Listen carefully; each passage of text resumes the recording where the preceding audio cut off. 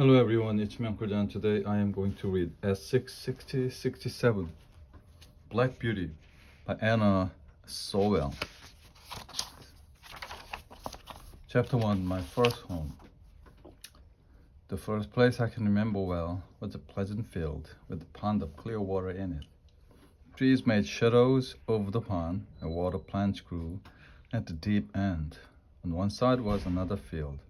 On the other side, we looked over a gate at our master's house, which stood by the roadside. At the top of our field were more tall trees, and at the bottom was a fast-running stream. While I was young, I lived on my mother's milk, but as soon as I was old enough to eat grass, my mother went out to work during the day and came back in the evening. There were 6 other young horses in the field. Although they were older than I was, we all galloped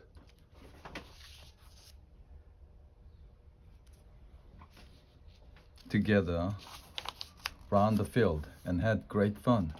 But sometimes the others would kick and bite. They are young farm horses and haven't learned how to behave. My mother told me, "You're different. Your father is well known, and your grandfather twice won the most important race in Newmarket. Your grandmother was quiet and gentle, and you have never seen me kick or bite, have you? I hope you will grow up to be gentle and a willing worker, and never bite or kick." I had never forgotten my mother's advice. She was a clever and sensible old horse. Her name was Duchess, but our master often called her Pat. He was a good, kind man, and my mother loved him very much. Whenever she saw him at the gate, she trotted across.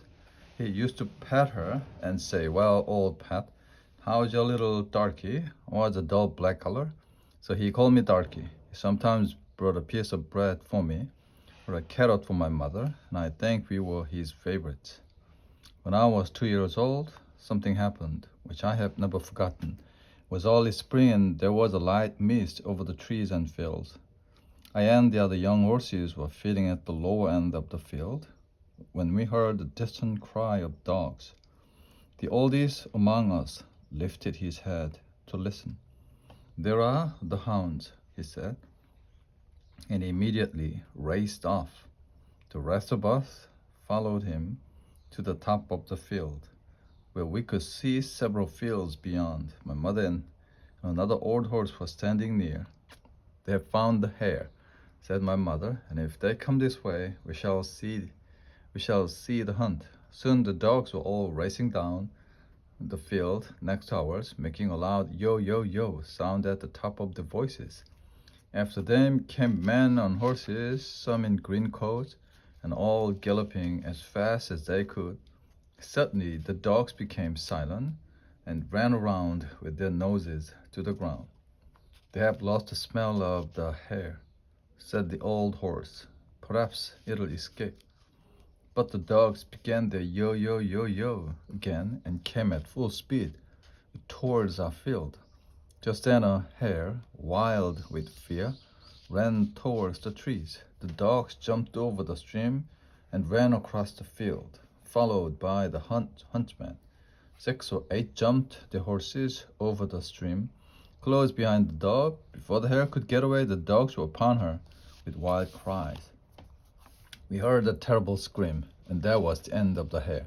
One of the men picked her up and held her by the leg. She was covered in blood, but all the huntsmen seemed pleased. I was so greatly surprised that at first I did not see what was happening by the stream, but when I did look, I saw a sad sight. The fine horses were down, one in the stream and the other on the grass, and one rider who seemed unhurt was climbing out of the water, but the other lay quite still. "His neck is broken," said my mother. "I can't understand why men are so fond of this sport. They quite often hurt themselves and ruin good horses, all for one hare that they could get more easily some other way. But we only horses that don't know why men do these things." They carried the dead rider to our master's house, and I heard afterward that was George Gordon, the only son of a local landowner and a fine young man. A man from the village came to look at the black horse on the grass. Animal was in great pain and one of his legs was broken. The man began to feel the horse all over. Then he shook his head. Someone ran to master's house and came back with a gun. Soon after, there was a loud bang and a terrible cry. Then all was still. The black horse did not move again. My mother was very unhappy. I have known that horse for years. His name was Rob Roy. He was a good, brave horse. She never went near that end of the field again. Not many days after, we heard a church bell and saw a long, strange black carriage pulled by black horses. They were taking the body of a young George Gordon to the churchyard to bury him. He would never ride again. I never knew what they did with Rob Roy, but it was all for one little hair. Chapter 2. The Birtwick Park. I was beginning to grow handsome. My coat was fine and soft and was a shiny black. I had one white foot and a pretty white star on my forehead. When I was 4 years old, Mr. Gordon came to look at me. He looked closely at my eyes, my mouth, and my legs, and then I had to walk and trot and gallop for him. When he has been trained, Mr. Gordon said to my master, he will do very well. My master liked to train his horses himself before selling them, and the next day my training began. To train a horse is to teach him to wear a saddle and to carry a man, woman, or child on his back. The horse must also learn to wear a collar and to stand still when it is put on, then to have a carriage fixed behind him and to go fast or slow, whichever his driver wishes. He must never bite or kick or talk to other horses and must always do what his master tells him, however tired or hungry he feels. Like all horses that have grown up, I had to wear a bit and bridle. A bit is a great piece of cold, hard metal, as thick as a man's finger, which is pushed into a horse's mouth, between his teeth and over his tongue, with the ends coming out at the corner. It is held there by straps, which go over the horse's head, under his neck, round his nose, and under his chin. Reins, which the rider holds, are fastened to each end of the bit. Slowly, with my master's kind words and gentle ways, I learned to wear my bit and bridle. Next, there was a saddle. My master put it on my back very gently, then fixed the straps under my body, speaking quietly to me all the time. Then one morning, he got on my back and rode me around the field on the soft grass. He did this every day until I was used to it. Then he took me to the village, where a man fixed the metal shoes onto each hoof. My feet felt heavy and strange, but I got used to this too. There were more new things to wear. First, a heavy collar on my neck, and a bridle with great side pieces against my eyes, called the blinkers. With these on, I could only see in front of me. But in time, I got used to everything and could do my work as well as my mother. For the first night, my master sent me to a neighbor's farm for another kind of training, which was very useful to me. One field was next to the railway and had sheep and cows in it. I was put in among them. I shall never forget the first train that thundered by and how I galloped to the far side of the field, trembling with fear at this terrible noise. But after a few days, I cared as little as the sheep and cows when a train passed by. It was early in May when a man came to take me away to Mr. McGordon's house. My master said, "Goodbye, Darky. Be a good horse, and always do your best." I put my nose into his hand, and he patted me kindly, and then I left my first home. Mr. Gordon's house, which was called a hall, stood in the Birtwick Park near the village. We ran into the park through a large gate, then trotted along a smooth road between some trees to the house and gardens. Beyond this were the stables. There was room for many horses and carriages. My stable had 4 good stalls and a large window. It was very pleasant. The first stall was called a loose box, where the horse is not tied up all the time, but is free to move around as he likes. It's a great thing to have a loose box. The groom put me into it and gave me some oats. Then he patted me, spoke kindly, and went away. In the stall next to mine stood a little fat gray pony. "Hello," I said. "What's your name?" "Merrylegs," he said, turning around. "I'm very handsome. I carry the young ladies on my back, and sometimes I take Mrs. Gordon out in one of the carriages. Are you going to live next to me in the box?" "Yes," I said. "Then I hope you're well behaved," he said. "I don't like anyone who bites."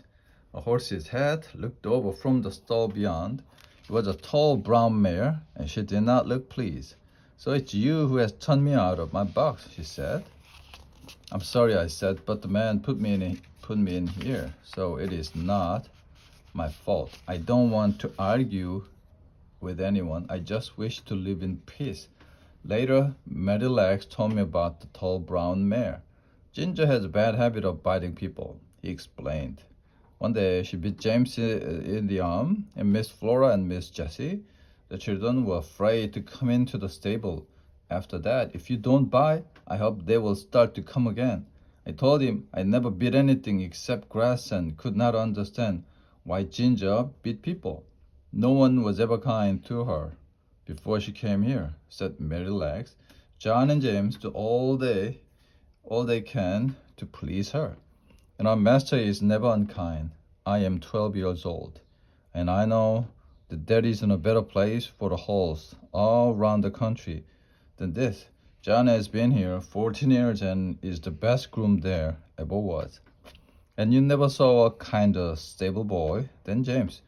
There was no reason for Ginger to bite anyone. It's her own fault that she did not stay in the box. The name of the groom was John Manley. The next morning, he got out his brushes and gave me a good grooming. Then put a saddle on me. He rode me slowly at first, then at a trot, then at a gallop. As we came back through the park, we met Mr. and Mrs. Gordon. They stopped and John jumped off. "Well, John, how does he go?" said Mr. Gordon. "He's a fine horse, sir," said John. "It's fast, but the lightest touch of the rein will guide him." They were shooting birds near Highwood, and a gun went off close by. He pulled up a little, but I just held the rein, and he wasn't frightened at all. It's my opinion he was never frightened or bitten when he was young. "Good," said Mr. Gordon. "I'll ride him tomorrow." I remembered my mother's advice, and the next day I tried to do exactly what my master wanted me to do. He was a very good rider, and when he came home, his wife was waiting for him at the door. "How do you like him, my dear?" she asked. "I have never ridden a more pleasant horse," answered Mr. Gordon. "What shall we call him?" "What about Blackbird, like your uncle's old horse?" said his wife. "He's far handsomer than Blackbird," said Mr. Gordon. "Yes," she said, "he's quite a beauty, and he has a kind of intelligent face. Shall we call him Black Beauty?" "Black Beauty, why, yes, I think that's a very good name," said Mr. Gordon. John went into the stable and told James. "I would call him Rob Roy," said James, "if it didn't remind everyone of the past. I never saw two horses more alike." "That's not surprising," said John. "Didn't you know that Farmer Gray's old Duchess was the mother of them both? So poor Rob Roy, who was killed at the hunt, was my brother. Now I understand why mother was so unhappy when he died." John was very proud of me and seemed to know just how a horse feels, and James was kind too. A day or two later, I went out in the carriage with Ginger. I wondered how we would get on together, but I found it easy to trot along beside her. Merrylegs was a happy little pony and was everyone's favorite. We were soon great friends, and I became quite happy in my new home. Chapter 3. Ginger's Story. What more could I want? Freedom. For the first 4 years of my life, I had a large field where I could gallop around at full speed, with no straps, no bit, and no blinkers. Now I stood in a stable night and day, except when I was wanted for work. Sometimes, when John took me out, I felt so strong, so full of life, that I wanted to jump or dance. "Calm down, boy," he would say. Then, as soon as we were out of the village, he would let me trot fast for a few miles. Some grooms punished a horse for getting too excited, but not John. He knew how to control me with only the sound of his voice, and I was very fond of him. Sometimes we did have a freedom in the field for an hour or two. This was on fine Sundays in the summer. Because the carriage never went out on Sundays, it was wonderful. The grass was cool and soft to our feet, and the air was so sweet, and we could gallop or lie down or roll over on our backs or do what we liked. One day, Ginger asked me about my old home and my training. When I finished telling her, she said, "Life has been different for me. I was taken from my mother when I was young, and there was no kind master like yours to look after me. I had a bad time when I was trained. Several men cut me in a corner of the field, and one held my nose so hard that I could only just breathe. Then another pulled my mouth open to put the bit in, and I was pulled along and bitten from behind. They didn't give me a chance to understand what they wanted.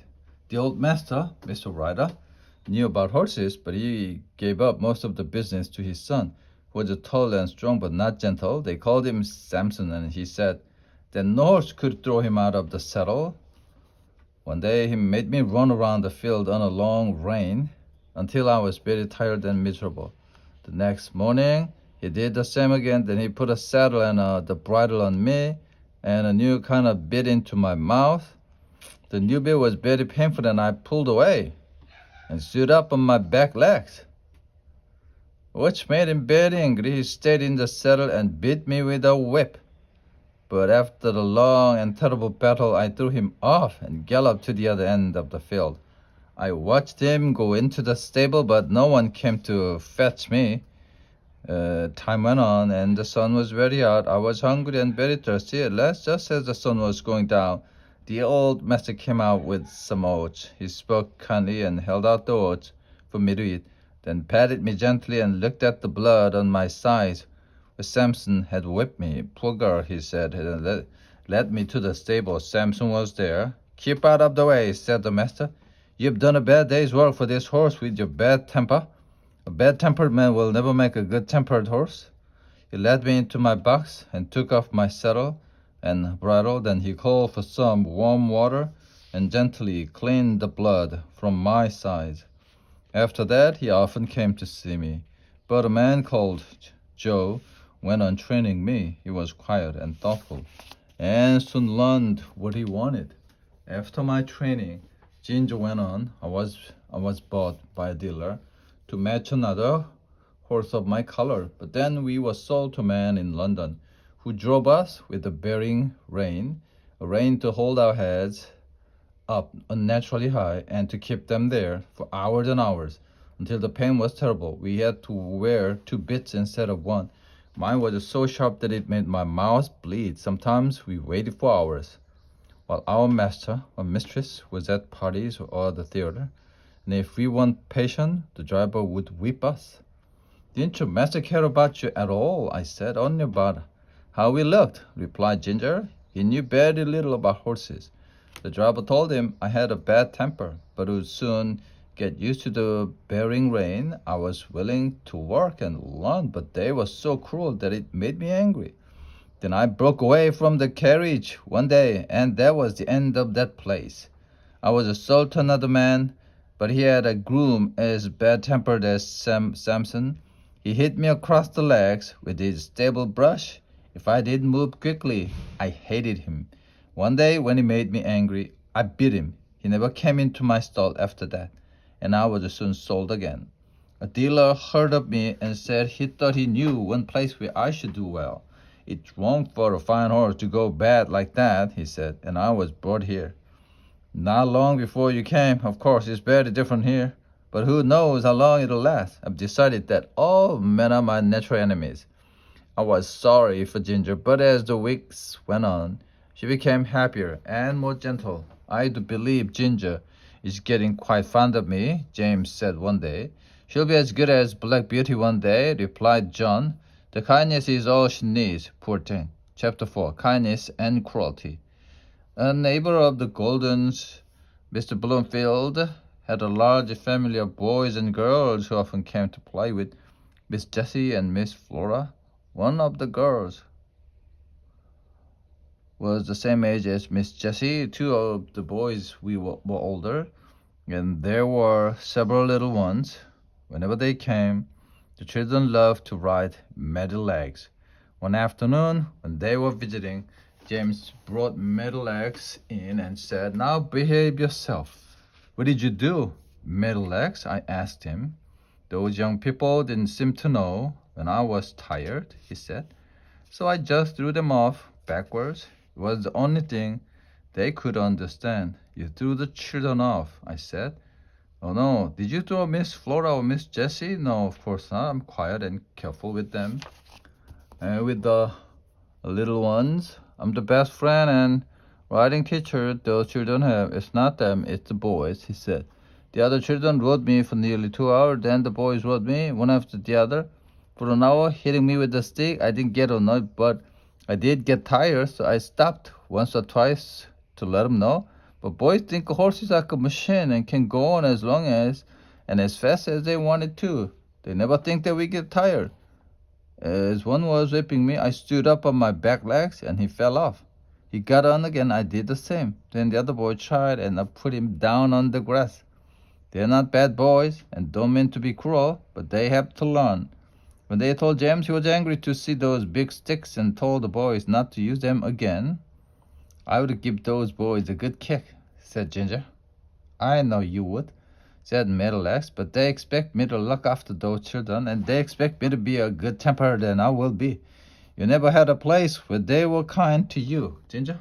I'm sorry for you, but good places make good horses, and I would make our people angry for anything. If I started kicking people, they would very quickly sell me, perhaps to someone cruel. I hope that never happens." I often wondered why Sir Oliver, the oldest horse in the stable, has so short a tail, only about 20 centimeters long. And one day I asked him, Did you have an accident?" "It was no accident," he said angrily. "My long and beautiful tail was cut off when I was a young horse. At first time, some owner thought it was fashionable." "How terrible," I said. "Some owners cut off the tails of the dogs to make them look brave, or cut the pretty little ears to make them look fashionable. They don't cut off the ends of the children's ear, do they? Why do they think it's all right to do these things to the animal?" Mr. Gordon was never cruel, and he wouldn't stand by and watch others to be cruel to animals. We were riding home one morning when we saw a big man driving towards us in a small carriage, pulled by a beautiful little pony.